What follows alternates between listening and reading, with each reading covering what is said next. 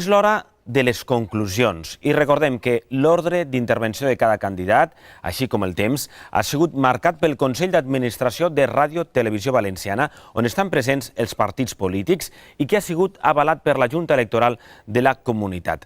Escoltem primer les conclusions del candidat socialista a l'alcaldia de València, el senyor Joan Calabuig. Quan vulga. Moltes gràcies, senyors i senyores, per estar així a aquestes hores de la nit. I dir-los que crec que, sincerament, és molt important que estiguem amb nosaltres, que estiguen així mirant quines són les distintes propostes dels dos partits, que miren així quines són els anàlisis de les coses que proposem per al futur de València.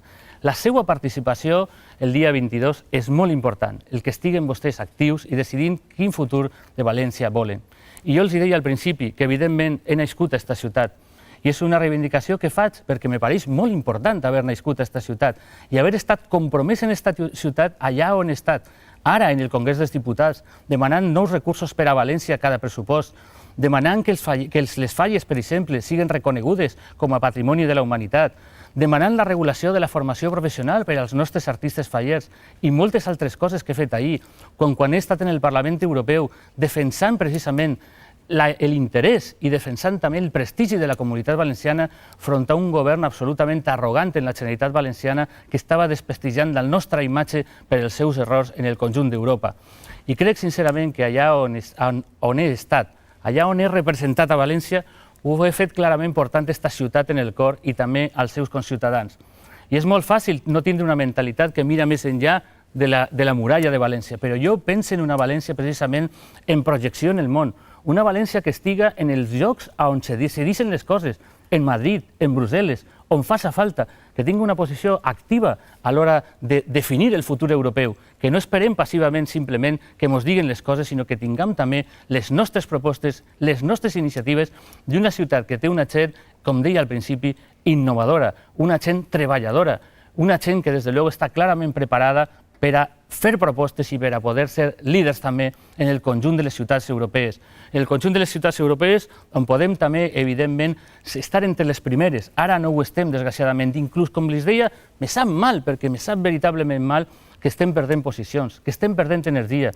I jo el que els proposo precisament és rellançar aquesta ciutat, és mirar endavant, és fer noves propostes, és fer una València que, des de luego, pugui respondre als reptes que tenim per avui i per a demà. I per això els estava dient que la primera cosa que fa falta és, per a respondre a aquests reptes, ficar la primera qüestió, l'element central, té que ser assumir la nostra responsabilitat com a ciutat en les persones que no tenen treball, en les persones que estan patint, en la promoció econòmica de la ciutat. És molt senzill tirar-li les culpes als altres i dir que la culpa és de Madrid i no assumir les pròpies responsabilitats. Però jo, com a alcalde d'esta ciutat, si vostès volen, el que faré clarament serà estar compromès en la gent que ara mateix no té treball, en impulsar precisament aquesta ocupació.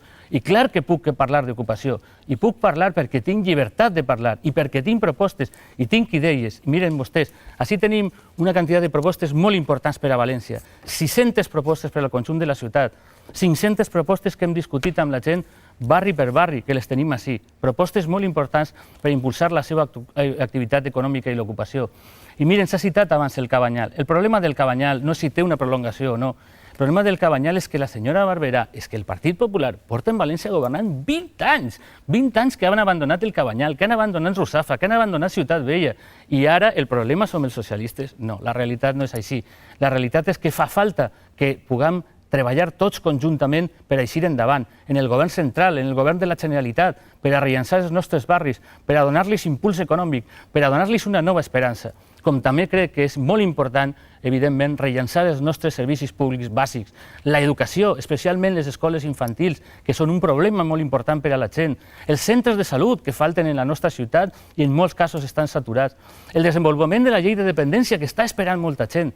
Si jo no demano estar ni al capdavant de la llei de dependència, simplement en que en València ho farem com la mitjana d'Espanya, hi hauria en aquests moments 8.000 persones més en aquesta ciutat que estarien rebent els beneficis de la llei de dependència, uns beneficis, a més, que necessiten i que tenen dret per una llei que, evidentment, hem impulsat els socialistes, com totes les lleis socials d'aquest país, com totes lleis que han fet avançar en el benestar social d'aquest país, com quan universalitzarem l'educació o la sanitat o les pensions, com ara hem fet este quart pilar de l'estat de benestar, que és la llei de dependència. I evidentment també volem un govern de la ciutat de València ben diferent. Un govern que rebaixi el deute, que siga més eficaç, que siga més participatiu, que compte en la gent, que no dividisca els barris, sinó que escolta les persones, que escolta els ciutadans, que escolta els veïns per a crear aquest futur de València. Una ciutat en la que clarament ja és que més transparència. També em preocupa estar en els últims llocs de la transparència en el món, com ha fet la Transparència Internacional, ho ha demostrat. I per tant, el que nosaltres plantegem és noves esperances per a aquesta ciutat, un nou impuls per a aquesta ciutat i estar clarament al costat dels valencians i les valencianes per enfrontar aquest futur. Gràcies, senyor Calabuig. Temps ara per a que la candidata del Partit Popular a la reelecció com a alcaldessa de València faci les seues conclusions en este debat. Señora Rita Barberá, conclusiones, muchas por gracias. favor. Mire, señor Calabuig, para usted escuchar la verdad es insultar. Las únicas personas que públicamente han hecho referencia a que les convenía la tensión han sido ustedes, desde la boca del presidente Rodríguez Zapatero. La tensión nos conviene. Usted confunde, no ha hecho más que explicar otra vez un discurso absolutamente que falta a la verdad. Por ejemplo, en el mandato, aquí, en la temporada, en el tiempo en el que nosotros somos gobierno, se han construido más de 50 centros escolares. Fíjese usted si ha mentido. El AVE lo empezó el señor Aznar y es una obra de todos, a la que yo he asistido con absoluta lealtad institucional. Y si no, se lo pregunta usted a su ministro de Fomento, a mi ministro de Fomento. Usted, por lo visto, quiere que yo abandone la lista para ver si les doy una oportunidad, pero no pienso abandonarla. Siempre intentan vincularme con la corrupción cuando saben que yo no tengo absolutamente nada que ver, pero ustedes lo han intentado y alguno está en los tribunales. En definitiva, señores, yo concluyo este punto diciéndoles que ustedes conocen perfectamente mi trayectoria en Valencia, que conocen mi ilusión por Valencia, que conocen mi dedicación por Valencia en cuerpo y alma. Saben ustedes que Valencia es mi pasión y ser su alcaldesa es mi honor. Por eso, con toda sinceridad, les confieso que me gustaría volver a ser la alcaldesa de Valencia, que quisiera volver a ser su alcaldesa y quisiera volver a ser la alcaldesa de todos los valencianos. Y quiero ser la alcaldesa para continuar la que es admirada por todos cuantos vienen y para orgullo de todos nosotros. Mire, el día 22 tenemos una magnífica oportunidad. Yo diría que dos magníficas oportunidades. Una, a más de elegir a su alcaldesa, tenemos la oportunidad de rechazar contundentemente el proyecto socialista. Este proyecto que ha creado esa cantidad tremenda de parados, ese proyecto que significa ruina, que significa paro, que significa, definitivamente, ir hacia atrás, retroceso. Tenemos la oportunidad de decirlo con mucha claridad, con un voto rotundo al Partido Popular para ver si entiende Zapatero de una vez que tiene que marcharse ya y convocar elecciones generales para poder recuperar la confianza de la sociedad civil y que se dinamice la economía y que se cree empleo. Esa es la gran oportunidad que tenemos, independientemente, además de que debe de marcharse, porque tiene ya que dejar de hacer tanto daño a tanta gente. Mire, todos tenemos un montón de bueno, aquí tenemos, por ejemplo, el equipamiento en Valencia. Equipamientos que ha hecho el Partido Popular en Valencia, a todos los barrios. Equipamientos que hizo el Partido Socialista cuando tuvo su oportunidad. Miren ustedes, este es la tasa de paro. La tasa de paro en España, cuando gobernaba el PP o cuando ha gobernado el Partido Socialista. Y todo es así. Mire, tenemos otra oportunidad el día 22, que es que deje el gobierno central de atacar los intereses de Valencia.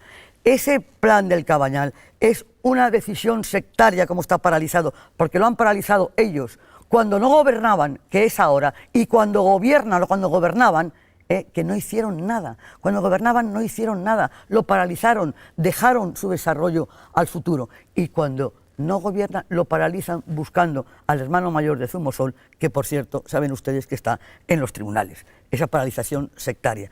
Y conseguiremos llevar adelante la Marina y llenarla de vida, que es algo fundamental para llevar adelante nuestra economía. Es necesario, esto tiene arreglo, yo le digo, la situación de España que ha dejado asolada el gobierno socialista tiene arreglo votando al Partido Popular para recuperar la confianza, para hacer esta tierra de trabajo, para que no machaquen el empleo de los chiringuitos, para que no destrocen nuestro litoral, para que no destrocen nuestro turismo con las prospecciones petrolíferas. Mire, yo quiero Valencia es ya una ciudad emergente, es un destino importante. Yo quiero que sea más verde y azul, yo quiero atraer a muchísimos talentos, yo quiero que siga siendo líder y vanguardia en la arquitectura, en la cultura, en el deporte, en la solidaridad. En definitiva, yo lo que deseo es que esta ciudad siga adelante en todos los barrios, en todas las pedanías, de manera equilibrada, de manera armónica, de manera orgullosa para todos los valencianos, como lo hemos hecho.